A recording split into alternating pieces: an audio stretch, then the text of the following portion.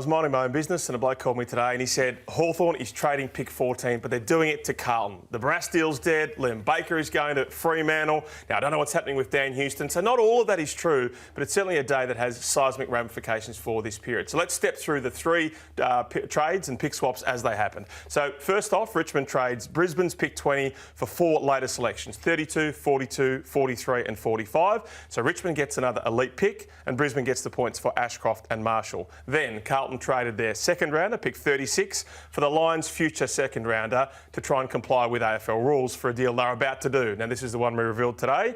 Carlton secures Hawthorn's pick 14 for its own future first and second rounders. So what does it all mean? So it means right now, Carlton has picks 12 and 14, an absolutely elite draft hand in this year, but all of a sudden West Coast does not have the pick 14 that it was about to use, get it off Hawthorn, trade it for Liam Baker. It has not got that selection in its grasp. Don't know how they get the Liam Baker deal done. Well, it's almost... I think we all thought pick 14 was going to West Coast, didn't we, Scotty? That was what we thought. Is it cheekiness from the Hawks? Is it angst? They were sick of negotiating with the Eagles and thought, stuff it, let's just go to the Blues. I like it. We've been chugging along here, Derm. Your great club had said, I've had enough of this. This has been on the table. We all thought it was going to work out perfectly. Barrass, Baker, all going to fit in. Yes, it was dragging on because clubs want to be smarty pants. And your club went, nah, this is silly.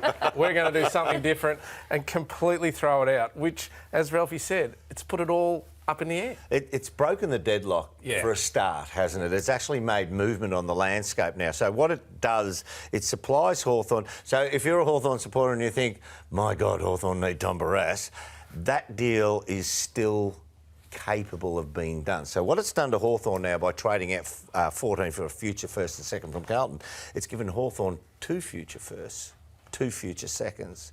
So you know that West Coast want to do a deal with Richmond, the third party. So somewhere there's going to be a mashup of those. I'd say 2 of those types of picks will go to the Eagles. Hawthorn will get Barrass. The Eagles will swap one of those picks for Liam Baker. So it's a 3-way. Yeah. So it still works. It just means some of those picks will get pushed back to next year. So basically we're at a stalemate. Look, I'm just not sure Hawthorn's prepared to offer up as much as some people have said. Hawthorn were not prepared to offer up pick 14 and a future second rounder. So you trade 14 for the, as you say, you maximise it. You've now got 2 future firsts, 2 future seconds. I think what they will say is we'll offer up a future first and a future second, either Carlton's or own. We want a future third back. And so I still think it's not as easy as people think. If you're West Coast and you're thinking, for Tom Barrass, we're going to get a future first rounder, which might find itself at pick 25, and then we're not even going to get a second rounder back. We'll get a swap of seconds and thirds. So look, it's still possible to get done, but I just think that West Coast would be thinking to themselves, we're not getting a lot back for a premiership centre-half back who's still got 5 years left. It's going to be very interesting. It'll tell you what the West Coast Eagles think about either of Hawthorn or Carlton. Do we want... Who's going to finish... Who do we think's going to finish higher between you two that will go for that pick that you now hold? Well, if we're talking hypotheticals and possibilities, which is what a lot of this week is all about, I'll throw one at you here, Ralphie. Could Carlton make a play for Tom Barrass? What's to stop them now with that pick? Well, they've got pick 14. I just don't think they've got much else out there. So they've got a couple of back-end picks, 3 back-end picks in this year's draft. They're giving away the second rounder. So those 3 picks will be enough for the Camporelli boys. Ben Camporelli, they might get a pick at about pick 40. And they can't touch next year's second rounder, which is the Brisbane pick, because, of course, under AFL rules, you can't trade away your first and your second rounder. So that's challenging. A lot of people are going to say this is a Dan Houston play. We've got pick 12 and we got pick 14. But Carlton haven't spoken to Dan Houston for some time. They haven't offered him a contract there. And so they would offer, if all else goes to hell, they would offer pick 12 for Dan Houston. But I think Port Adelaide are saying he's worth so much more than that. And so I'm not saying that there's no chance that Carlton gets Dan Houston, but I think Port Adelaide would have to really relent on that and offer unders. And right now, that's not going to get it done. So where does he land, Scotty? Because a lot's moved in the last 8 hours. I think they're getting more and more confident in South Australia that he stays. I think Carlton, they believe Carlton's not going to at all touch 12 and 14 for them. 13, as we know, Collingwood are trying to get that out of the Gold Coast. Complicated move. We've been talking about it all week. Justin Lepich we'll hear from later. Even he said, maybe next week. I think in Port Adelaide, they're going, look, he wanted to leave. He's not going to go to North Melbourne, even though North will present a better offer, potentially. They think they're warming to the chance that he comes back. and they'll be very happy to take him. Don't worry And about what that. would King Kenny be thinking right now? He goes, you know, if I can get multiple early picks, I'll be fine because we'll bring in some star kids and they might even play. Like, of course, you know, we saw with Butters and Rosie and Dersma. Great impact in their first year. If he's missed out on Perriman, he's missed out on Cumming, he's about to lose, you know, a really quality player there in Dan Houston. Do you think he'd be happy to take unders for, you know, for Houston? Oh, of course not. Of course not. You can't take unders. You've got to do the best thing for your club. But if you believe he's going home at some stage and he's setting himself to go home at some stage, it might be in your best interest to not get him out the door, to do that deal. Yep. When his currency is at the very peak right now. In 2 years' time, it'll have just crept down the other side.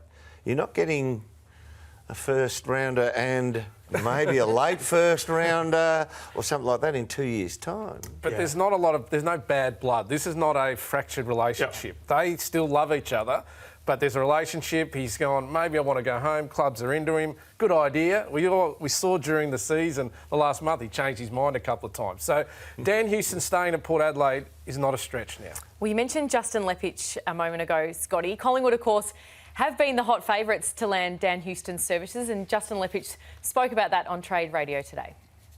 Oh, look, we're hoping to get things done, but it's not going to be easy. You know, nothing ever is. But I think it'd be something that we'll pick up early next week and give it another go. I guess it's the sort of thing as a club we have to know where our limits are and stick to those because, as we all know, we've got a job to do in looking after the now, but we can't let it cost our future. And I'm really conscious of that. I know the club's going to pick the future over the present. So it's a very fine balance, I do understand, because quality players are hard to come by. So we're respecting that and we know the value of that. But as I said, though, the future of the footy club's most important. So there you go. It's going to roll into next week, Ralphie. Obviously, Wednesday is deadline day for the end of trade period, but they are well and truly not going to cost their future for this player. What happens from here? That's right. So Collingwood's only prepared to give up pick 13 and Joe Richards for Houston. I think Port Adelaide would say if you can go and get 13 and 23 from Gold Coast, we'll have both of those picks. I think you're seeing a little bit of the push and pull between the new list boss and the premiership coach there in his answer there. I think his coach is saying, we want to win flags, just give all those picks up. And I think he's saying, yeah, we don't want to fall off that cliff that so many people are talking about, 9 players of 30 plus. So the Pies want to offer up Noble and a future first rounder for 13 and 23. The Suns are saying, we'll just trade 13 for Sydney's 19 and 22. So right now, even they can't get the first element of that deal right now that's valuing Noble at 19 and 22. And Gold Coast is saying, he's not that good. He missed the top 10 in your best and fairest, even though we love him. So Collingwood's got to get the Gold Coast deal done, then the Port Adelaide deal done. It's messy. There's no doubt wherever Dan Houston goes, he improves that club. Yes. So let's say, forget the line, where's the best fit? I would think that you're losing Noble. He's a different type of player to Quainer. I think he's I'm going to use my own words, I said not to use. I think he sort of sits into Collingwood a little bit better than most. They probably require him a little bit more than others. But having said that, it's a talent acquisition. He's going to make every team better that he goes to. Collingwood, their defence has got issues. Moore's had issues, Murphy retiring. You know, they need bodies out there. Howe moved forward. They're a transitional defence. You get a 2-time halfback flanker in there, All-Australian halfback flanker. That helps. Did you think that Isaac Quainer, if he'd progressed so much further than we'd thought, if he had the breakout year we all expected, would they need a Dan Houston? I know he had a turf toe issue at some stage there, but I think we felt that he could be an All-Australian halfback who explodes in terms of his rebound. Him and Braden Maynard, and it just seems to me that they might not have had to push so hard for Dan Houston if Quainer had a great breakout year. Yeah, he's a good player. He's a very good player. But once again, it comes down to you can actually get to the stage where you say, does this player benefit? He's in this role or whatever. This is purely how much talent does this lad have? Yes, tick. It improves our club.